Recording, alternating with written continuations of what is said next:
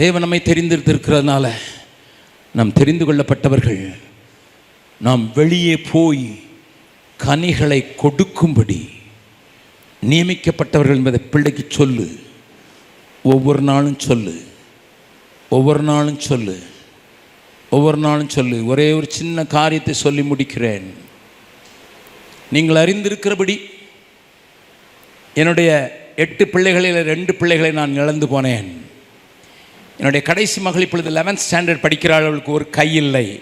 இங்கே அநேகருக்கு தெரிந்திருக்கும். நாய் சாப்பிட்டு விட்டு போய்விட்டது. ஒரு கையில்லை தான். இந்த கிறிஸ்மஸில் நாங்கள் நடத்துகிற சபையில் சட்டம் போட்டோம். என்ன சட்டம்? 250 ரூபாய்க்கு உனக்கு ஃப்ராக் வாங்கினா அல்லது ட்ரெஸ் வாங்கினா அதே கலரில் அதே மாதிரி அதே குவாலிட்டியில் வாங்கணும். 2 வாங்கணும். ஒரு பிள்ளைக்கு கொண்டு கொடுக்கணும். ஒன்றிய மாதிரி 7 பிள்ளைக்கு, சட்டை இல்லாத பிள்ளைக்கு கொடுக்கணும். கொடுத்துட்டு 24ஆம் தேதி டிசம்பர் மாதம் கொடுக்கணும். அது கேரல் சர்வீஸ் அல்ல. காணிக்க பைய தூக்கிட்டு போகிற கேரல் சர்வீஸ் அல்ல. நீ போய் கொடுக்கணும். Christmas is giving. அப்படி கொடுத்து அதோடு நிற்கக்கூடாது. அதை கூப்பிட்டுட்டு வரணும். 25ஆம் தேதி மத்தியானம் சர்வீஸ் முடிஞ்ச பிறகு அவங்களோட உட்காந்து நீ சாப்பிடணும். அவங்களுக்கு சொல்லணும். எதுக்கு தெரியுமா செய்வேன்?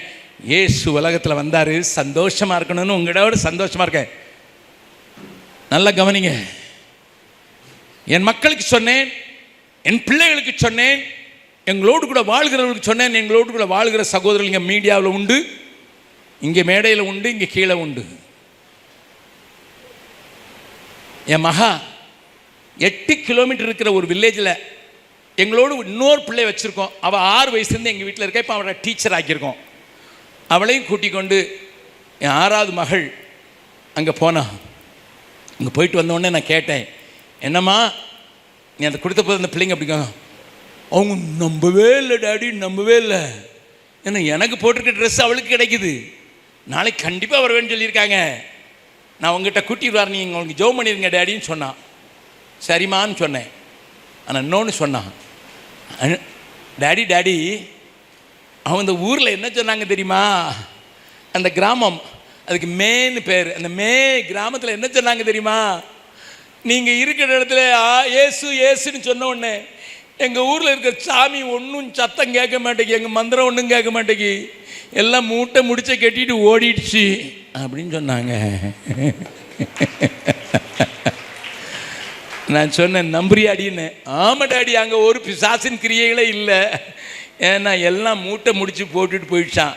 8 கிலோமீட்டர்லேயே மூட்டை முடித்து ஓட்டு போனால் உன் வீட்டை சுற்றி இருக்கிற அவ்வளோ ஓடணுமா இல்லையா? சொல்லுங்கள்.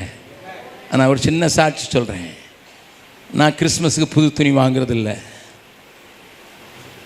55 வருஷம் ஆச்சு. நான் கிறிஸ்மஸுக்கு ஒரு நாள் புது துணி வாங்கினதில்லை. இன்றைக்கு இயேசுவை அறிந்து கொண்டேன், அன்றைக்கு இருந்து வாங்கவில்லை. ஆனால் எல்லாருக்கும் சொல்லிட்டேன். நான் என்ன செய்யறதுன்னு எனக்கு ஒரு கேள்வி. கனடாவில் என்ன நேசிக்கிற ஒரு குடும்பத்தார், நான் ஒரு குளிர் காலத்தில் போயிருந்த போது கனடாவில் எனக்கு 2 சூட் வாங்கி கொடுத்துருந்தாங்க. வலுக்கட்டாயமாக என்னோடு கூட வந்து அவர்கள் என் பைட்டிக்குள்ளே திணிச்சு வாங்கி கொடுத்துருந்தாங்க. அது அங்கே தொங்கிக் கொண்டே இருந்தது. எப்போமா ஸ்கூலில் ஃபங்க்ஷன் வந்ததுன்னா, குளிர் நேரத்தில் அந்த ஃபங்க்ஷன் வந்ததுன்னா நான் போடுறது வழக்கம். ஒன்று. இன்னொன்று நான் யூஸ் பண்ணவே இல்லை, புதுசு. மற்றபடி இதுதான்.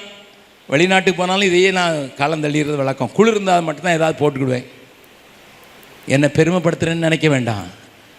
நடந்தது சொல்லி உங்களுக்கு நான் காண்பித்து கொடுப்பதற்காக சொல்கிறேன்.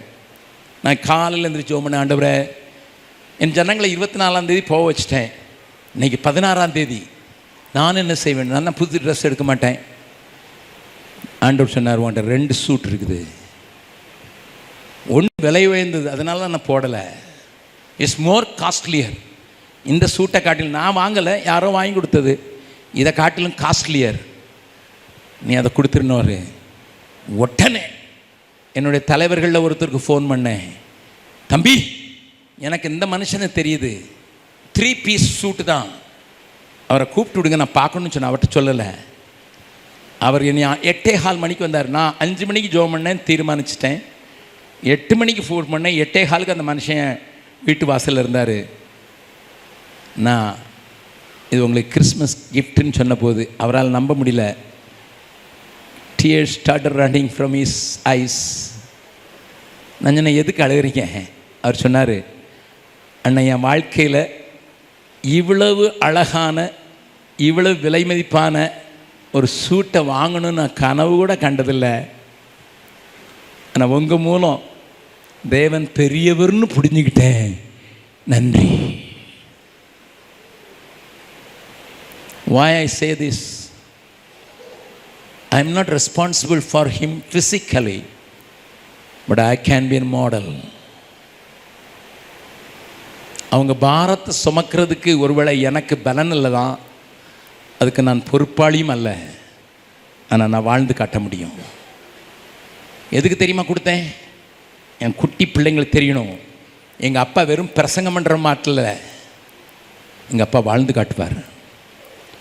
நீ ஆலயத்துக்கு போகும்போதும் நீ சாப்பிட உட்காரும் போதும் தேவர் ராஜ்யத்தை நிறுவுவதற்கு தான் தேவன் என்னை தெரிந்து கொண்டிருக்கிறார். உம்முடைய ராஜ்யம் வருவதாக என்று நான் ஜெபிக்கும் போதெல்லாம் என் பிள்ளைகளும் பேர பிள்ளைகளும் கேட்கிறார்கள்.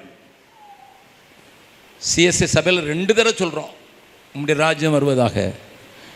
என் பிள்ளையும் பிள்ளை கேட்கணும், நான் எப்படி செயல்படுறேன்னு பார்க்கணும், அது என்னை ஃபாலோ பண்ணப்படணும். அப்போ தான் அது சொல்லும். அன்பிற்குரிய ஜாய் டிவி நேயர்களே, உங்களுக்கோர் அரிய வாய்ப்பு.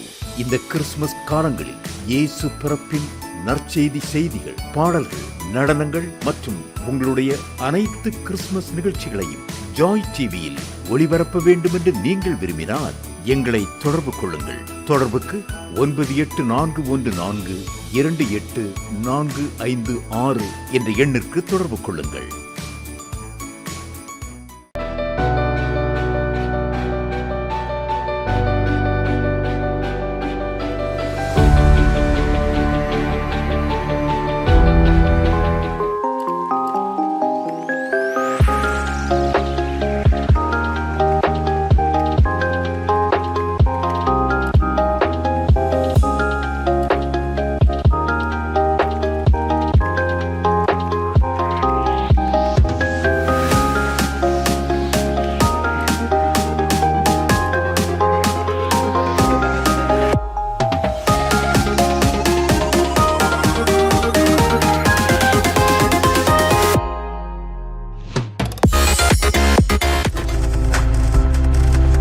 நீங்கள் பார்த்துக் கொண்டிருப்பது உங்கள் ஜாய் டிவி. உங்கள் துக்கம் சந்தோஷமாய் மாறும்.